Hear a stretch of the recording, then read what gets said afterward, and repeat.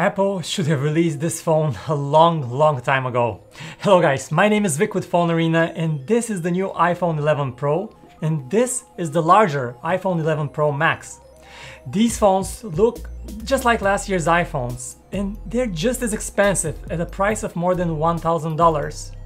But unlike last year's iPhones, their batteries won't die on you before you get home. And really, this is the most profound change in the iPhone series from the very first iPhone.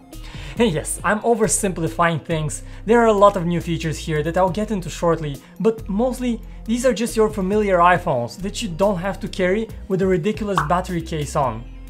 Okay, I have started talking about battery life, so how do you measure it? Apple says that on average you get 4 hours extra battery life on the iPhone 11 Pro and 5 hours on the Pro Max compared to the XS series. How much is that though? Oh, it's actually a lot. On the Pro Max you can now play video for up to 20 hours, which is a third more than what you could before. This is a huge jump. And in my experience, the iPhone XS that I used last year would often die on me in the afternoon if I use it a bit more. With the 11 Pro that I've been using for a week, I can use it all day and come back late at night and still have spare charge. Of course, if you're non-stop playing games, it won't last that long, but with average use, you're covered for even the longest days. But enough with the batteries. The other thing that you probably care about is cameras. Let's start with night mode. Apple is the last one to bring it. Google and Huawei were the first to have it, and Samsung has it for more than half a year now. But the way Apple does it is different. You don't have to remember to switch a separate mode in the camera, you don't have to fiddle with anything. If it's dark, night mode will turn on automatically.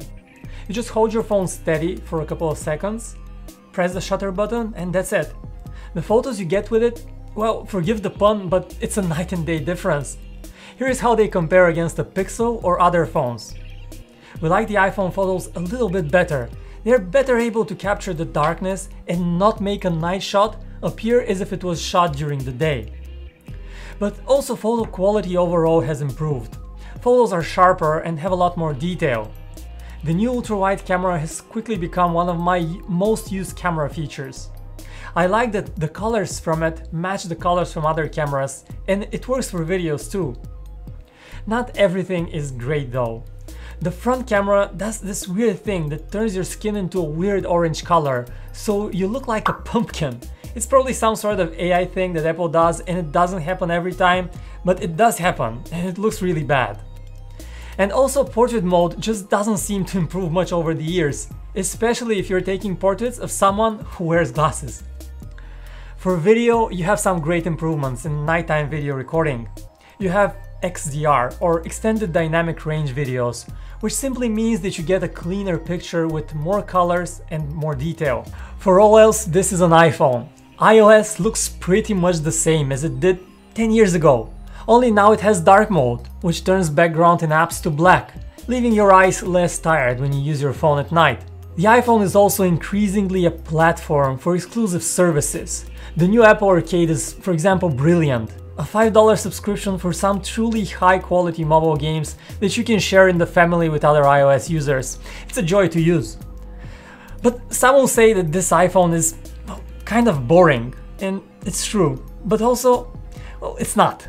This phone doesn't fold, but it is also well built and it will not break. It doesn't have a periscope camera, but photos it takes look great. It doesn't have a high refresh rate screen, but it works extremely smoothly. And it doesn't have fancy features, but it will get updates for probably 5 years to come. And now it has an excellent battery life too. The 11 Pro is beautifully conservative and is in many ways the most profound change to the iPhone series, even though you can't see that on the surface. But it's also pure luxury and it costs way too much. Do you really need a telephoto camera and a stainless steel case? If you don't and you can live with the slightly bleaker screen of the iPhone 11, then by all means go ahead and buy the cheaper iPhone 11 and save yourself $300 or $400. And this is our take on the new iPhone 11 Pro. I hope you enjoyed hearing our thoughts on it, and if you did, don't forget to leave a thumbs up to this video or drop a comment. And if you want to see more from us, subscribe. My name is Vic, it was a pleasure talking to you, and I'll see you next time, right here on PhoneArena.